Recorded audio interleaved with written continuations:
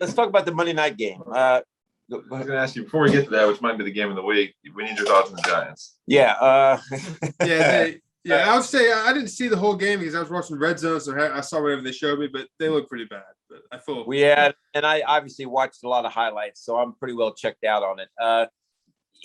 First of all, the Broncos are not a bad football team, okay? I mean, Bridgewater's not a bad quarterback. The Broncos are a good, solid football team. But having said that, I mean, the defense, which is supposed to be the strong point of the team, gave up way too many drives, gave up way too many third down conversions and fourth down conversions. So they could have played a lot better, the defense.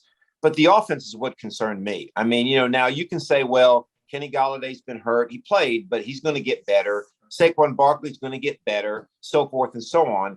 But you could only put up one touchdown. Now, forget about the second touchdown. It came as time expired, and the Broncos were basically playing prevent. One touchdown all game long, and then Daniel Jones is in his third year. What has everybody said about this guy? He turns the ball over too much. The Giants are down 17-7, third quarter. They got the ball at the Denver 20-21. He runs the ball, Jones, makes a good game, and fumbles it.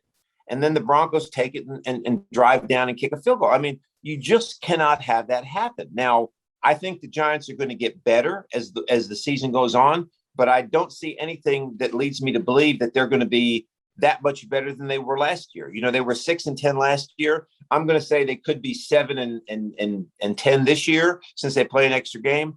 But gosh, I mean, their offensive line is horrible, and this general manager's been there now 4 years. 5 years. And his big thing when he came to his press conference when they hired him was, I'm going to improve the offensive line. And they're not any better. And again, Joseph and I talked about this last week, and I'll get your take on it, Nathan, or talked about it yesterday. Get your take on it. I love Saquon Barkley. I mean, I think he's just a great talent. But why did you draft him second overall? I mean, I think you'd have been better off taking Josh Allen in that draft, or even waiting till the next year and taking, Justin Herbert or somebody like that. Now you got a guy that's got a knee injury. I mean, and it's obvious that you need a quarterback. That's what drives these teams in the NFL, right? Well, he didn't have the knee injury when they drafted him. You know this guy.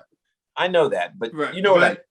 I have to say, I'm starting to agree with that. I think you probably brought this up some in like last year, maybe, or something on the podcast.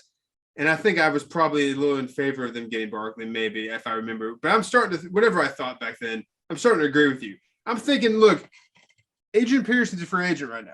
Are they that much worse of a team with Adrian Peterson at running back than with Barkley right now? No, they're not. And then if that's and they could have maybe got Peterson back a couple years ago instead of drafting Barkley. They could have a couple years with Peterson. They'd be just as good of a team. And then they'd probably have some other whatever they would have used that draft pick on when they got Barkley. They would have whoever that is. So I agree with you. They probably shouldn't have done that. But and I'm starting to I picked the Giants to get to the NFC Championship game, I believe. That's kind of like an upset pick. I usually don't like one game to change my opinion on something, especially the first game of the season. But this specific game, though, they look just like a carbon copy of last year's team. Yes. So I really feel bad about that pick now. I think it'll be just like last year. Late in the season, there'll be a couple of division games they play where if they win, they're still in the race to win the division and this and that, but they're going to fall short at the end of the season, I think. So I don't think they're going to be completely horrible, but basically a carbon copy of last year. And then Jones, the fumble. I remember when I saw that, I just felt bad for him. But I was like, I think I said this is going to be his breakout year. I know it's just been one game, but if it was his breakout year, he would look a little better than he looked last Sunday, I think. Well, you're right. I mean, and the thing is, he didn't play badly. I mean, considering, and he didn't have a lot of time to throw, but he's just a good, solid quarterback is all he is. Well, he's not a Super Bowl quarterbawhat And I will say, I was going to say he is on maybe a poor team right now, but you could tell the difference between him on the Giants team with the bad O-line and Stafford when he was on the Lions. Like Stafford would make things happen still. Didn't turn the ball over as much. Jones just kind of doesn't really look like that. He'd be a better quarterback on a better team, obviously, but I still don't think he'd be a Stafford-level quarterback. And also the Broncos, I thought about this during the game. I thought, well, maybe, Teddy Bridgewater, did he play last year with the Broncos? No, this year is his first year. Yeah, so I thought, well, maybe the Broncos are just like a pretty good team. Maybe they're better than we think. Like maybe the Giants are better, but the Broncos are just good. But but I don't think that's really the case. Like, I don't think the Broncos had any business winning that game 27-13. You know what I mean? Like, Not that score. No, it should have been a closer yeah. And I think, I also think I told Joseph this. The Giants will have a new general manager next year. There's just no way around it because this guy's got to go if they have another season like that. And going back to what I said before about having the guts to make moves, if I'm a new general manager, I'm trading Saquon Barkley and Daniel Jones to some team who needs them, okay? And I'm getting a ton of draft picks, all right? And I'm getting me a good quarterback, and I'm improving my team. I mean, you've got to make some kind of bold move like that if you're going to take the Giants out of the doldrums. It's got to happen. Yeah, I mean, like you said, they basically lost 27-7. That last touchdown was as time expired. That's right. Do you see the Giants trying to roll the dice on one of these dual threat quarterbacks like Murray and Justin Fields and all these type of guys? Or do you think they'll get another Daniel Jones-esque quarterback? Yeah, I think they may be a little disenchanted now with the Daniel Jones style quarterback. I think they may try to go with one of these guys. Well, listen, that's a good point. And I've thought a lot about this. I never was a big proponent of those dual threat guys, except to be on my fantasy team. All right. But I think that we've seen now in the NFL, let's take Brady out of the equation. Okay. Tom Brady is different. Okay. But look at all these guys who had the great days Sunday. Russell Wilson, Patrick Mahomes, Kyler Murray, Stafford, who's not necessarily dual threat, but he definitely moves around and makes things happen. Okay. Who had the bad days? Daniel Jones, Andy Dalton.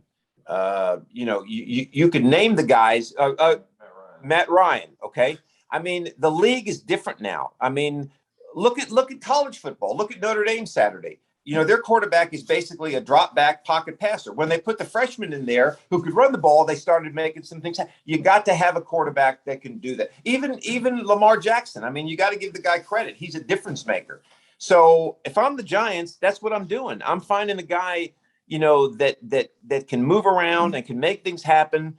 That's the only way you're gonna win in this league now. You make a good point. We've always been more in favor of the drop in the pocket type passes, but maybe we're not accounting for like you just said, the league has just changed. I mean, like, it has. You just can't have that anymore, which I'm starting to agree with that. I mean, not just because of the Giants game, but just as these years go on in the NFL, you see the way these guys look at the traditional quarterbacks in the league, like you said, Matt Ryan, Dalton had been around as long as Ryan, but Ryan is kind of the one traditional kind of. He's been in the league for a while. He's kind of the old guard of how the quarterbacks used to be. He didn't really fit in this league much well anymore. I feel like, you know what I mean? Like you need guys. I think the Giants will try to get somebody like that, but I still like the guys like Stafford and Burrow, the guys who are still, they rely more on their arm. If they need to move, they can move. As opposed to the guys like Lamar Jackson, who he kind of equally relies on his legs and his arms. I still wouldn't go all the way that way. Well, let me say one thing, and then I'll turn it over to you guys for your comments. But defenses today are too good. Okay, I mean, you got edge rushers, you got guys that can come off the edge. And what does the defense want to do? They want to keep the quarterback in the pocket, right? If you can keep him in the pocket and pressure him from up the middle, you can take him off his spot. You can change things. Now, if you're going to have a Daniel Jones at quarterback or a Tom Brady at quarterback, what do you have to have? You better have a really good offensive line, because your quarterback he's got to have time to sit back there and read the defense. If he doesn't have time, it's not going to work. And the Giants don't have that offensive line right now. And when Eli, this guy's a carbon copy of Eli Manning. Yeah. When Eli Manning won the Super Bowls, they had the best offensive line in the league. Manning could sit back there, he could find his targets, and nobody was better. But what happened late in his career when the offensive line got bad? He was a turnover machine. Okay, so that's what I'm going to say. Yeah, that's another point too. The defense that's part of the game change. But the defenses are so athletic now and so fast. Yeah. You almost have to have a quarterback who can run some. You know what I mean? Like, otherwise, it's just not going to go well for you. You know. Exactly.